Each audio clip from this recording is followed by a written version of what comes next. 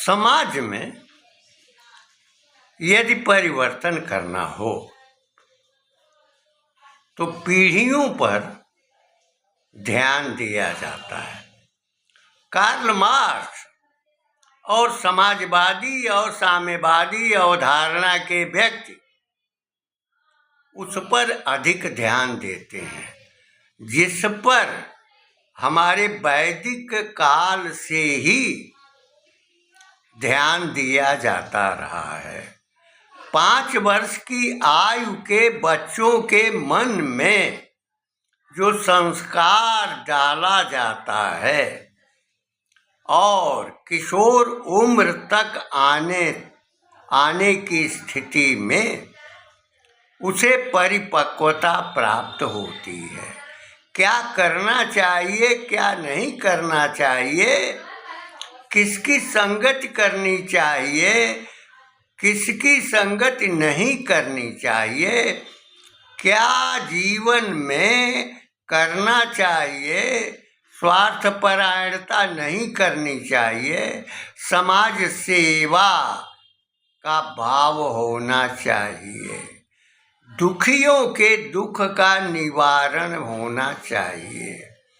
यह संकल्पना सुभाषित के रूप में, सूक्ति के रूप में भारतवर्ष में अनंत काल से प्रचलित रही है और उसी का अनुसरण करके मैकाले और मार्क्सवाद के अनुयायी समाजवादी साम्यवादी पहला परिवर्तन किशोर उम्र के आयु के करते हैं। जीवन के हिस्से को 4 भागों में बांटते हैं जैसा हमारी वैदिक परंपरा में है और साम्यवाद या समाजवाद लाने के लिए वह प्रत्येक पीढ़ी जो युवा है, जो प्रौढ़ है और फिर वृद्धावस्था है और अंतिम अवस्था है, उसकी प्रतीक्षा करते हैं। जब किशोर उम्र का शिशु जीवन में प्रौढ़त्व को प्राप्त करता है तो समाजवाद और साम्यवाद पूरी अवधारणा में आ जाता है। इस प्रकार चारों क्रमों के योग से समाजवाद और साम्यवाद की संकल्पना की जाती है जो कार्ल मार्क्स की चिंतन भूमि रही है और भारत में उसका प्रभाव रूस की राज्य क्रांति के बाद पड़ा था। लेकिन आदर्श, परंपरा और विश्वास न होने के कारण रूस विखंडित हो गया अपने तीसरे पड़ाव पर। चीन में भी साम्यवाद आया और वह भी अपने धरातल की ओर, विनाश की ओर अग्रसर है। भारत में भी अनेक लोग उसका अनुसरण करके और मार्क्सवाद, लेनिनवाद लाने का प्रयास करने लगे थे। साहित्यकार भी उसमें उन्मुख हो गए थे। वास्तव में हमारा सामाजिक धरातल सुभाषितों पर आधारित रहा है, सूक्तियों पर आधारित रहा है। सुभाषित हमारे जीवन की शैली है, हमारे जीवन की दिशा है, हमारे जीवन का बोध है, उसकी प्रकृति है। श्री S.K. अवस्थी जी इसमें निरंतर सक्रिय हैं।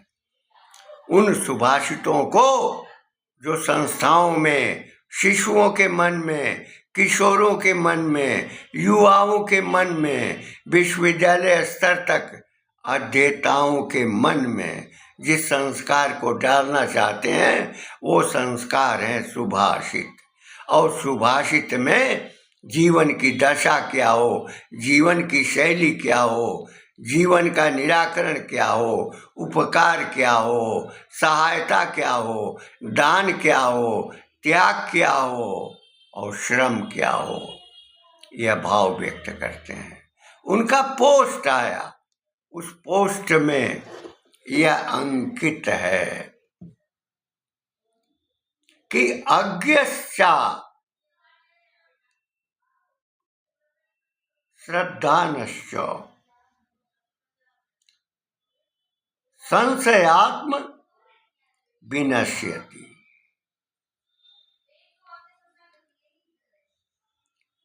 नायम लोको अस्ति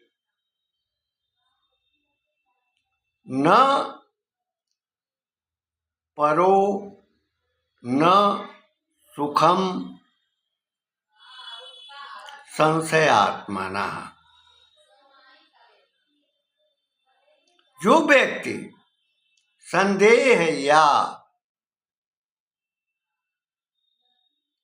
संशय करने वाला होता है, उसे कभी भी सुख और शांति नहीं मिलती है। वह स्वयं का ही विनाश करता है, न उसे इस लोक में सुख मिलता है और न ही परलोक में सुख प्राप्त होता है। यह जीवन की दिशा है।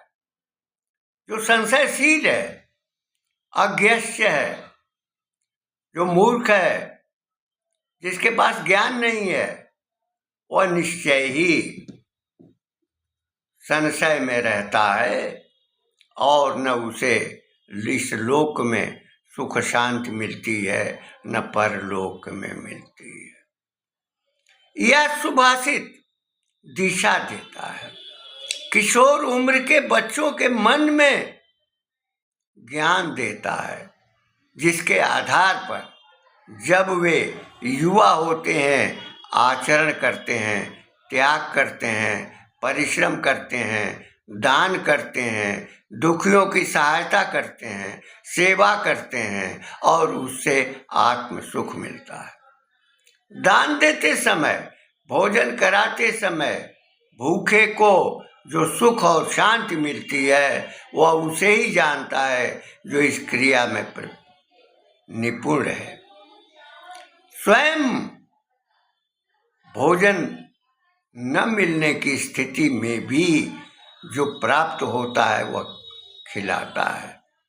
गांव में जो प्रकृति है, जो साग है तालों में या गेहूं के जौ के खेतों में जो साग मिलता है, वे साग न केवल शरीर की पुष्टि के लिए, पौष्टों के लिए पर्याप्त होते हैं, बल्कि स्वास्थ्य के लिए भी निपुणता होती है। जो प्रयोग करता है, उस प्रयोग को वह सार्थक बनाता है। श्री अवस्थी जी इस दिशा में निरंतर प्रयत्नशील हैं और सुभाषितों का महत्व पाठ विद्यालयों में, संस्थाओं में अनिवार्य रूप से लागू होना चाहिए, जिससे उनमें साहस का संचार हो, जिससे उनमें दान का संस्कार हो, जिससे उसमें पराक्रम का संस्कार हो, वीरता का संस्कार हो, उसकी प्रवृत्ति हो, उसका भाव हो, त्याग हो और परिवार को एकजुट रहने की भावना हो। ये सुभाषित न केवल पारिवारिक संगठन, पारिवारिक स्नेह को पैदा करते हैं, बल्कि हमारे राष्ट्र को भी एकत्व की दिशा में डालते हैं। अपने देश की सुरक्षा के लिए भी उनके भीतर ज्ञान बोध होता है। और जो पर्वत हैं, जो नदियां हैं और जो सरोवर हैं, उनके प्रति भी उनमें सच्चा भाव रहता है। जल के बिना जीवन अस्तित्व में नहीं रहता। जल का पोषण, जल की सुरक्षा, उसका अस्तित्व ये सुभाषितों से प्राप्त होता है। सुभाषितों से वृक्ष भी, भाव जो पैदा होते हैं, वृक्ष भी लगाए जाते हैं, फल भी मिलते हैं, उससे पोषण भी होता है, अन्न उत्पादन होता है, उससे पोषण होता है। स्वभाव है दूसरे की संपदा को नष्ट करना, दूसरे की फसलों को काट लेना, चुरा लेना, लेकिन ये सुभाषित उस चौर कर्म से अलग करते हैं। इन शब्दों के साथ विद्वान और विचारशील, समाज को जोड़ने में प्रयत्नशील, दिशा देने में सक्षम, बच्चों के भीतर संस्कार पैदा करने की दिशा में निरंतर अग्रसर श्री अवस्थी जी श्रद्धा के पात्र हैं।